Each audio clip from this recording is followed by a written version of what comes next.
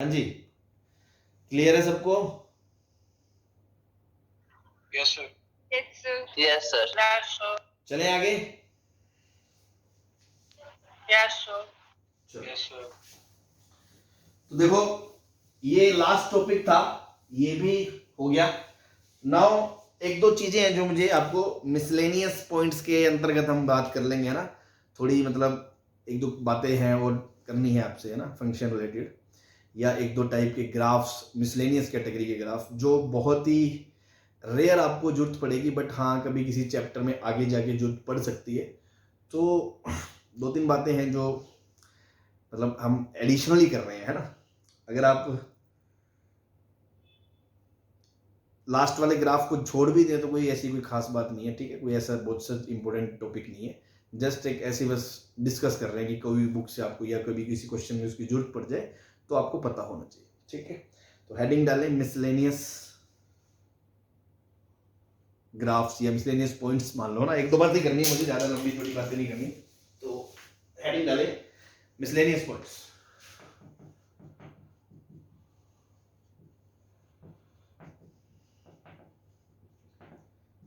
पहला तो ये जो बहुत ही इंपॉर्टेंट है ना, इसको तो आप ध्यान दे ही लें, क्योंकि इसमें ग्राफ का रोल नहीं, थोड़ा अंडरस्टैंडिंग का रोल है।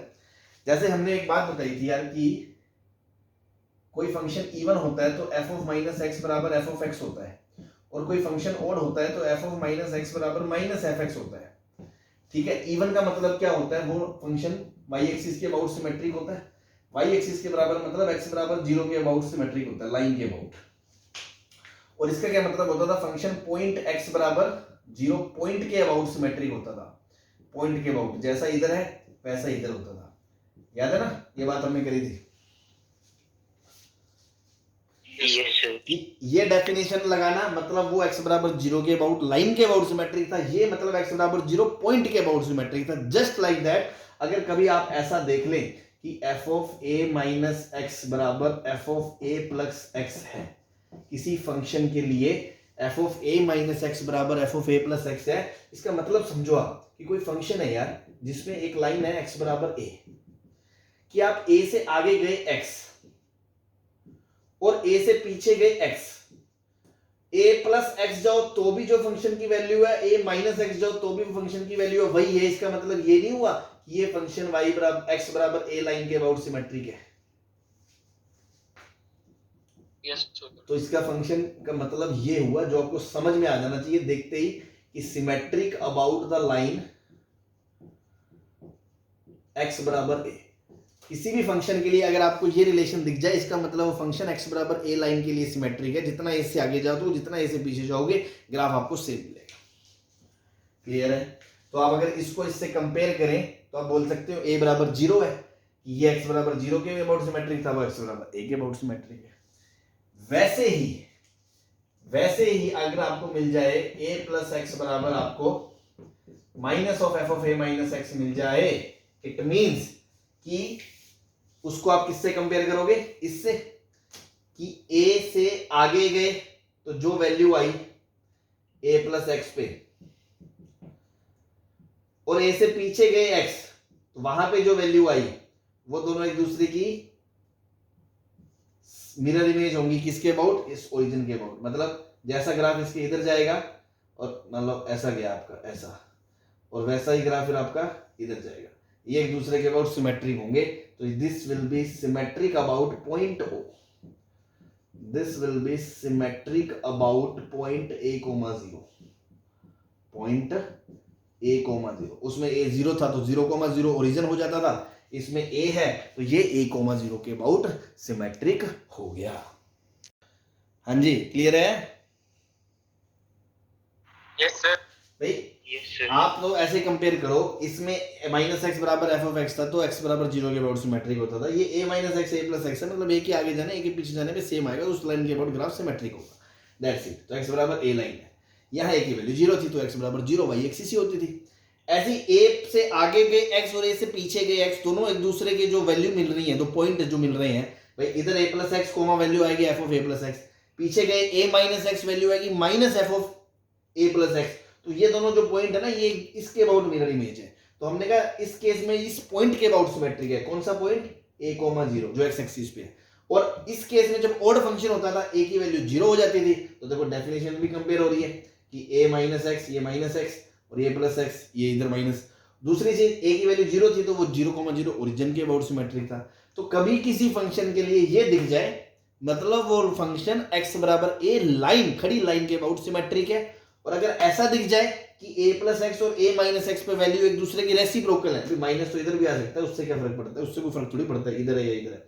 तो इसका मतलब क्या है कि वो पॉइंट a,0 के अबाउट सिमेट्रिक है। जैसे उस केस में ओड में होता था बट उसमें पॉइंट ओरिजिन होता था, तो इसमें वो इस पॉइंट के अबाउट सिमेट्रिक होगा। मान लो ये पॉइंट 2,0 है तो इसके अबाउट ग्राफ सिमेट्रिक होगा, ऐसे इस पॉइंट के अबाउट। क्लियर है? Yes, sir. अब एक चीज और, वो इस चीज को भी ना बड़े स्टाइल से लिखता है, मतलब डायरेक्ट ये भी नहीं देता, धोखा देता है आपको, धोखा, है ना। तो ध्यान रखना ये बात भी बड़ी इंपॉर्टेंट है कि वो f of a minus x बराबर f of a plus x को भी शिकारी तरीके से कैसे लिखेगा,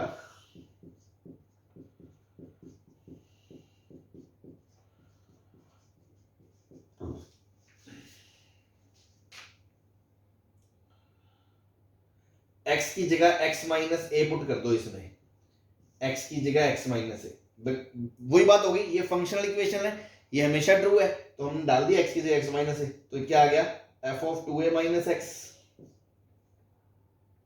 और इधर आ गया आपका f ऑफ x। तो ऐसे देगा वो आपको, ऐसे क्वेश्चन में बोलेगा f of 2a minus x बराबर fx है, मतलब आप तुरंत समझ जाए ये है और ये मतलब ये है। क्या बात खोपड़ी में उतर गई?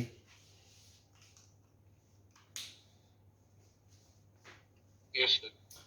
है ना। तो ध्यान रखें, बहुत इंपॉर्टेंट पॉइंट है, काम आता है प्रॉब्लम्स में, कि आपको इसकी मतलब ज्योमेट्रिकल आपको मीनिंग समझ में आना चाहिए, कहना क्या चाह रहा है। हाँ वो अलग बात है उस प्रॉब्लम में उसका यूज हो ना हो, है ना। ठीक है भाई, चले आगे। Yes, sir. This was the first miscellaneous point, जो ऑड इवन टाइप कह सकते हो था, तो वो हमने अलग से यहाँ लिख लिया। जनरल कोई भी फंक्शन के लिए पूरी कैलकुलस में आपको ये चीज दिखे तो इसका मतलब ये है, ठीक है। सेकंड वर्ड, देखो हमने ग्राफ सीखे थे कई सारे, कई ट्रांसफॉर्मेशन भी सीखे, बहुत कुछ सीखा। नाउ दो तरह के ग्राफ मैं और सिखा रहा हूं आपको, है ना, मिसलेनियस ग्राफ्स, पॉइंट नंबर 2। उसके अंदर फर्स्ट पॉइंट ए, अगर आपको y बराबर fx का ग्राफ पता है तो उसकी मदद से किसका ग्राफ बनाना, y बराबर 1/fx का ग्राफ बनाना। ठीक है, ये नोन है और आपको ये पता करना है। तो कैसे करते हैं, तो एक रफ आइडिया, नॉट एग्जैक्ट तो नहीं कह सकते, बहुत एग्जैक्ट बनाने के लिए तो आपको डेरिवेटिव के टूल्स की जरूरत पड़ेगी, है ना, कॉनकेविटी कॉन्वेक्सिटी की जरूरत पड़ेगी।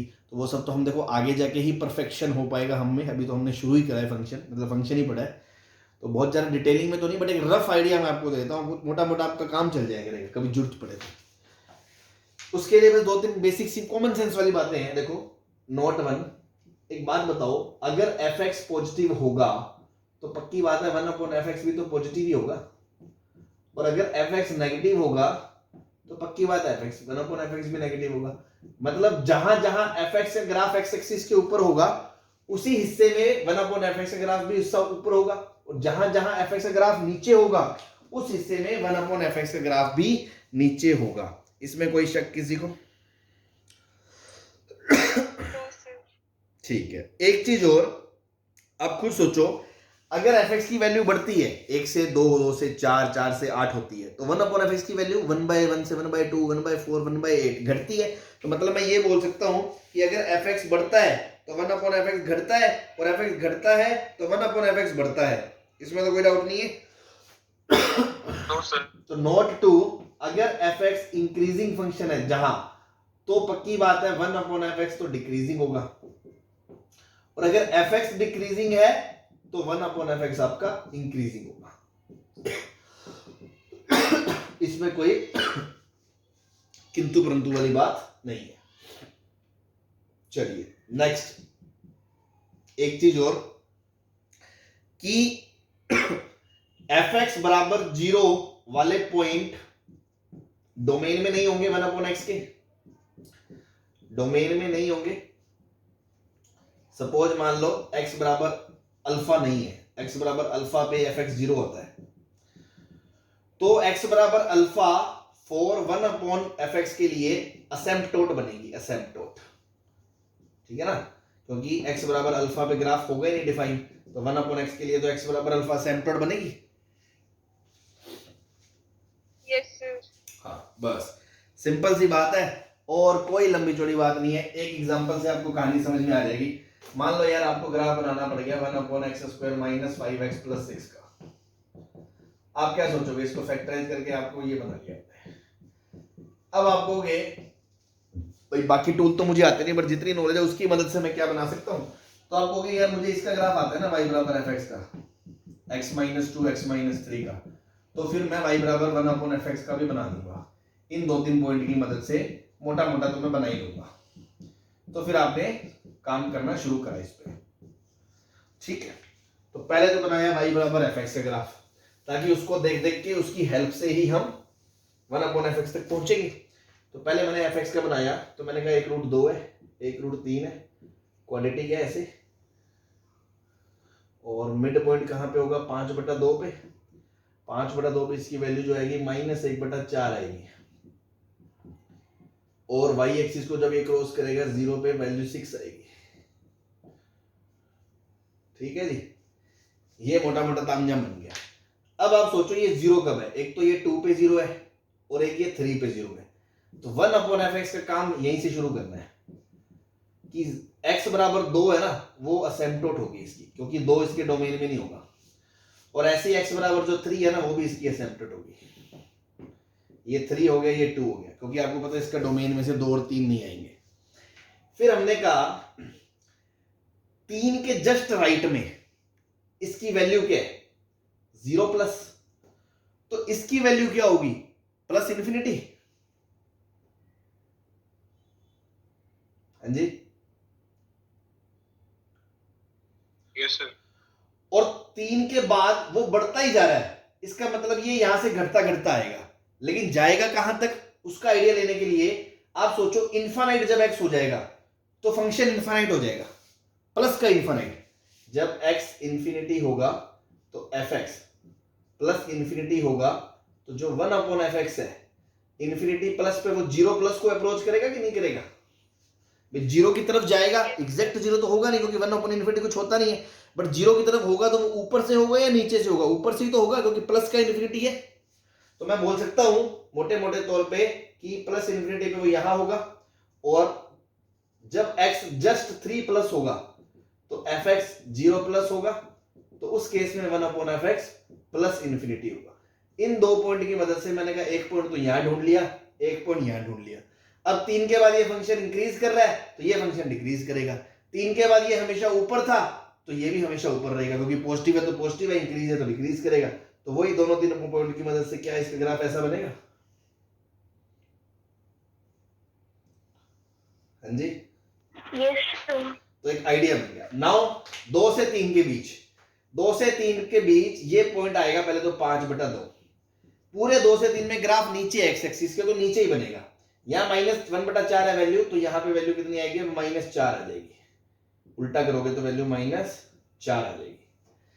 अब देखो -4 के इधर ग्राफ इंक्रीज कर रहा था तो ये डिक्रीज करेगा, इसके इधर 5/2 के इधर, सॉरी -4 5/2 के इधर वो इंक्रीज कर रहा था तो ये डिक्रीज करेगा। इसके पहले 2 से 5/2 में फंक्शन डिक्रीज कर रहा था तो ये इंक्रीज करेगा नीचे से।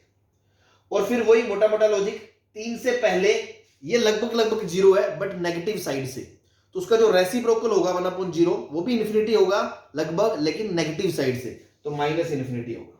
तो ग्राफ इधर से आएगा ऐसे ही, और ऐसे इधर से भी ये -इन्फिनिटी आएगा।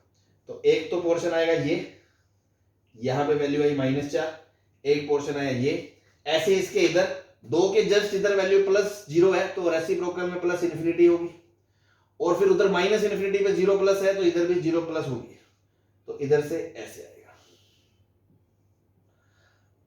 ऐसी शेप आएगी, ठीक है। क्योंकि यहां से यहां तक ये घट रहा था तो यहां से यहां तक ये बढ़ेगा। तो देखो वही सब चीजें, अब यहां पे ये वैल्यू 6 थी तो ये 1/6 आ जाएगी। तो इस तरह से इसका मोटा मोटा ग्राफ बन जाएगा। तो अगर कोई फंक्शन का स्टैंडर्ड पता है ग्राफ, तो उसके रेसिप्रोकल का हम आइडिया लेके कुछ तो बना ही सकते हैं इन 2-3 पॉइंट को ध्यान रख के। हाँ जी, यस सर। है ना। तो बस यही ध्यान रखना, नोट कर लो इसको।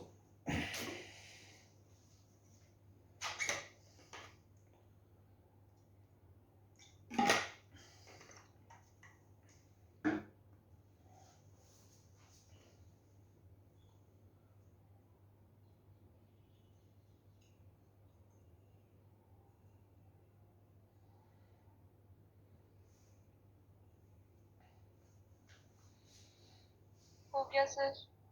चलो ठीक है। तो एक तो मिसलेनियस के अंदर हमने ग्राफ की पहले बात कर ली, वो ओड इवन से रिलेटेड की कोई फंक्शन x बराबर 1 लाइन के अबाउट या x बराबर पॉइंट a के अबाउट सिमेट्रिक है तो कैसा रिलेशन दिया जाता है। दूसरा, फंक्शन का स्टैंडर्ड पता है तो रेसिप्रोकल का कैसे बनाना है। नाउ एक पर्टिकुलर एक एग्जांपल है जो बहुत ही रेयर यूज होगा, कभी आपके क्वेश्चन में आगे जाके कभी जरूरत पड़ गई तो पड़ गई, वरना कोई नहीं पड़ेगी, है ना।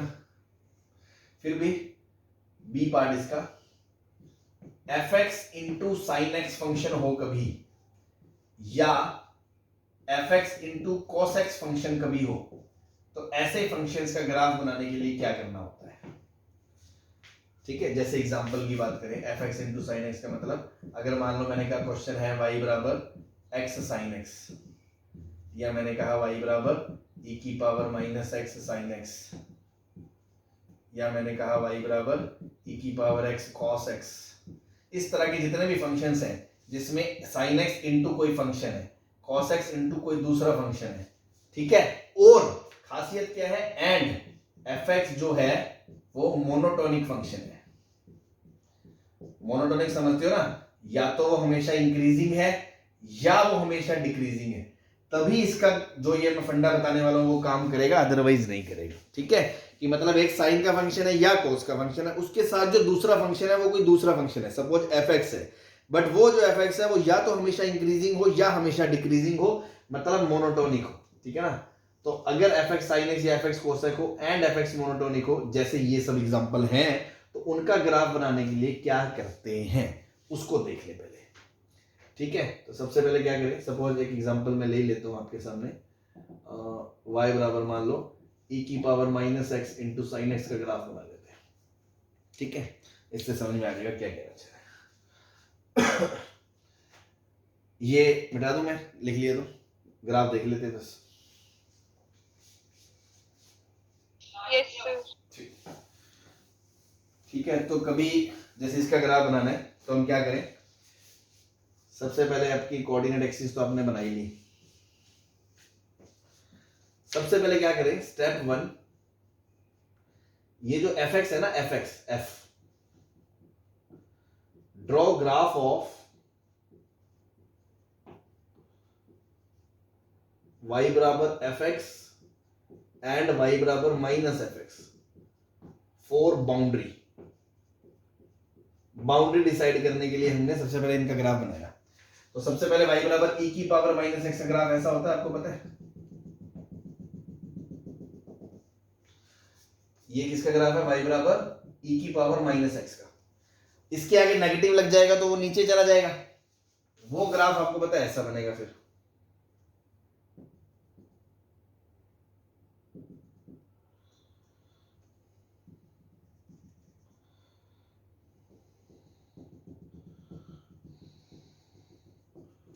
ये किसका ग्राफ हो गया, y बराबर e की पावर माइनस एक्स, आगे माइनस का।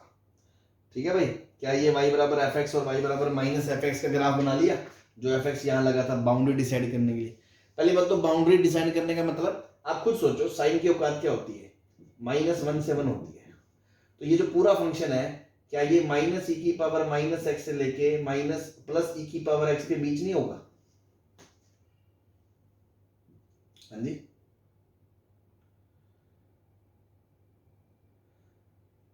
Yes sir. ये -1 से 1 है, उसके साथ एक पॉजिटिव क्वांटिटी है, वो यहां से यहां मल्टीप्लाई कर देंगे, तो पूरा फंक्शन माइनस e की पावर माइनस एक्स और माइनस ऑफ e की पावर माइनस एक्स के बीच रहेगा, इसके आर पार नहीं जा सकता, क्योंकि इसके आर पार अगर इसको जाना है तो साइन को 1 से बड़ा होना पड़ेगा या -1 से छोटा होना पड़ेगा, वो हो नहीं सकता।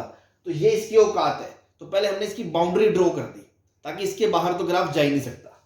ये ग्राफ का पार्ट नहीं है, ये तो बाउंड्री बनाई हमने थोड़ा ग्राफ ड्रॉ करने के लिए, गाइडलाइन बता रहे हैं आपको कि स्टेप 1 में आपने ये बना दिया।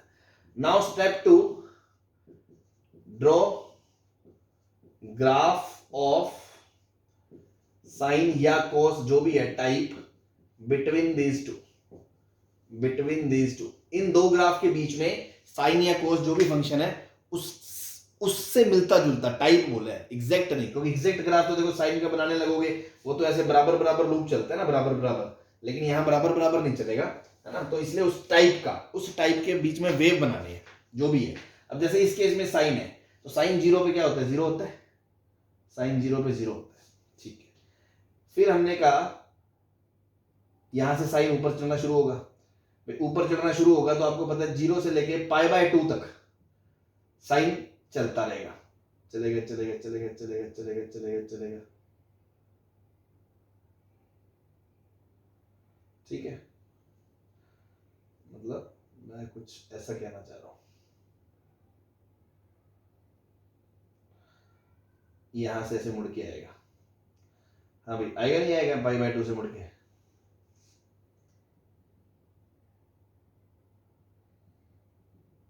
ठीक है। फिर पाई पे साइन 0 होगा, 0 से पाई के बीच में साइन पॉजिटिव होता है और e⁻⁻x तो हमेशा ही पॉजिटिव होता है, इसलिए ग्राफ ऊपर था। नाउ पाई से 2π में साइन नेगेटिव होता है और ये पॉजिटिव है, पॉजिटिव इंटू नेगेटिव नेगेटिव है, इसलिए ग्राफ नीचे जाएगा ऐसे,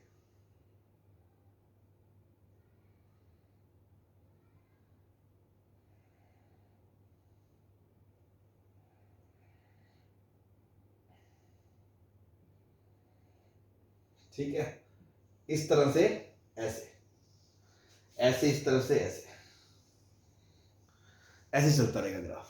तो ये 2π, ये 3π, ये 4π, इधर -π, क्योंकि जब जब जब साइन nπ आएगा ये 0 होगा, इसके रूट आएंगे, लेकिन एम्पलीट्यूड बढ़ता रहेगा इसका, एम्पलीट्यूड जैसे जैसे आप देखो इधर जा रहे हैं इसका एम्पलीट्यूड बढ़ता रहेगा, क्योंकि e⁻⁻x बढ़ता रहेगा भाई, x⁻1 पे तो ये e हो गया, x⁻100 है मान लो, तो e⁻100 इंटू साइन 1 से 1 के बीच में oscillate करेगा तो 100 की जंप मारेगा, e⁻100 की जंप मारेगा, तो जैसे जैसे उधर जाएगा ये बढ़ता रहेगा।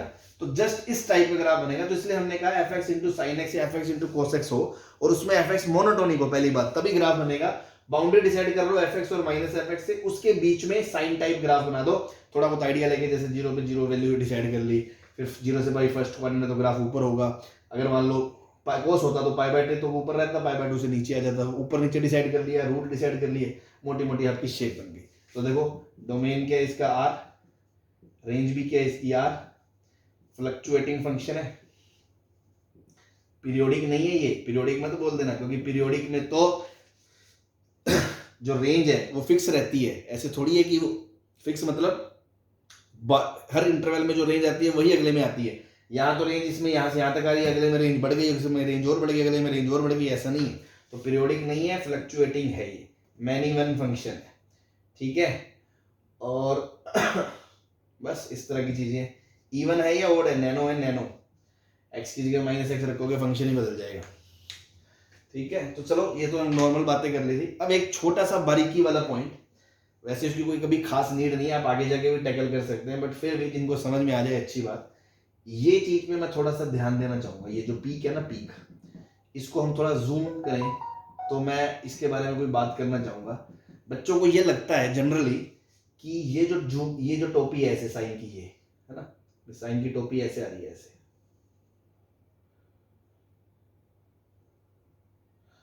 ठीक है। और ये जो ग्राफ आ रहा है बाउंड्री वाला, ठीक है, ऐसा टाइप का। तो मैं उनको ये बताना चाह रहा हूं कि ये जो टच करता है ना, ये जो टच करता है जहां पे, वो वाला पॉइंट और जहां पे ये मैक्सिमम होता है, ये π/2 वाला पॉइंट, ये पॉइंट और ये पॉइंट सेम नहीं है। ये जहां पे इस ग्राफ को टच कर रहा है ना, ये पॉइंट थोड़ा इससे आगे आएगा, और ये जो पीक है, जो टोपी है, ये जो टोपी यहां, ये π/2 पे ही मिल गई, ये वाला पॉइंट इसके आगे आएगा। अगर थोड़ा इसको जूम करके समझे, उसका कारण समझे, क्योंकि बच्चों को ये लगता है कि सर ये टोपी पे ही टच कर रहा है। देखो टोपी पे टच कर नहीं सकता, आपको ये पता होना चाहिए, नहीं पता तो आगे जाके पता चल जाएगा। अभी बिल्कुल टेंशन ना लें, ये पॉइंट भूल जाए, सुने ही मत चाहे, जस्ट नॉलेज के लिए बता रहा हूँ, आगे भी अगर आप पढ़ेंगे कैलकुलस उसके बाद, कि अगर यहाँ पे अगर ये टच करता होता तो कर्व ऐसा होता हॉरिजॉन्टल, क्योंकि दो कर्व अगर टच करते हैं ना तो उनके बीच की टेंजेंट, कॉमन टेंजेंट ये होती है।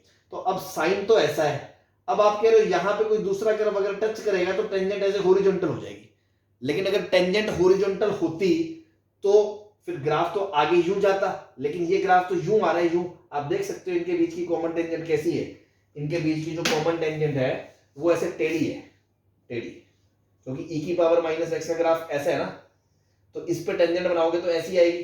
तो साइन के साथ अगर कॉमन है तो कॉमन टेंजेंट ऐसी ही होगी, तो मतलब टेंजेंट ऐसे टेढ़ी है, टेंजेंट ऐसे टेढ़ी है, मतलब वो पॉइंट इधर टच नहीं कर रहा, ऊपर टच नहीं कर रहा, नीचे वाले पोर्शन में टच कर रहा है। मतलब कोई भी जो लूप आएगी ना, उसका जो ऊपर वाली जो लूप आएगी वो उसके इधर टच कर रहा है ऐसे, यहां पीक पे टच नहीं कर रहा, पीक पहले आ जाती है, टचिंग पॉइंट बाद में आता है, ठीक है, ऐसे इधर है, ठीक है। ये तो बहुत बारीक पॉइंट था, अभी आप इसको नजरअंदाज भी कर दे कोई फर्क नहीं पड़ने वाला, बिकॉज आगे हमें कैलकुलस में यही सब पढ़ना है। फिर टेंजेंट्स पढ़ेंगे जब, है ना, लिमिट कंटिन्यूटी पढ़ लें, फिर टेंजेंट की स्लोप व्लोप एओडी तक पूरा एकदम काम जाम यही सब पढ़ना है, तब आपको हर एक चीज क्लियर हो जाएगी। अभी तो एक मोटे मोटे तौर पे, रफ तौर पे अपन ये ग्राफ ध्यान रखें कि यार ऐसे बनाया जा सकता है, ठीक है। So this is the miscellaneous kind of graph, जो बहुत ही कम यूज होगा, बट कभी आ जाए तो एक एक्स्ट्रा नॉलेज के लिए। अदरवाइज आप इसको छोड़ भी सकते हो, अगर आप छोड़ना चाहो कोई दिक्कत नहीं है, ऐसा नहीं है कि इसके चक्कर में अभी तक जो चीजें हैं वो भूल जाए, है ना, तो वो तो बेसिक है, ध्यान रखें। This is all about functions, है ना। फंक्शंस में जितना मुझे पढ़ाना था मैंने पढ़ा दिया। हाँ, फंक्शन का एक पार्ट बचा है ITF, इनवर्स ट्रिग्नोमेट्रिक, वो हम एक अलग चैप्टर बना के पढ़ेंगे, इसके बाद शुरू करेंगे। बिना इनवर्स ट्रिग्नोमेट्रिक वाले फंक्शंस को छोड़ के जितना फंक्शंस पढ़ाना है, जो जो मुझे बताना था, I have totally given to you, है ना। बहुत टाइम लगाया हमने, बहुत अच्छे से पढ़ा टाइम लगा के। अब now it's up to you कि आप इसको कैसे डील करते हैं, है ना। पढ़ें, समझें, कोई चीज़ नहीं समझ आती दोबारा देखें और अपने आप को इसको प्रिपेयर करें, because this is the base chapter, है ना। हो सकता है आपको कोई चीज़ नहीं समझ आई, कोई पर्टिकुलर क्वेश्चन नहीं समझ, जरूरी नहीं है हमें 100% करना है, बट मोटी मोटी तौर पे सारी चीज़ें हमें समझ में आ जानी चाहिए कि कम से कम हम मेंस लेवल या मतलब जो IIT के लिए भी गोल कर रहे हैं तो चलो एक डिसेंट रैंक हम ला पाए, है ना। ठीक है भाई, चलो ओके, बाय बाय।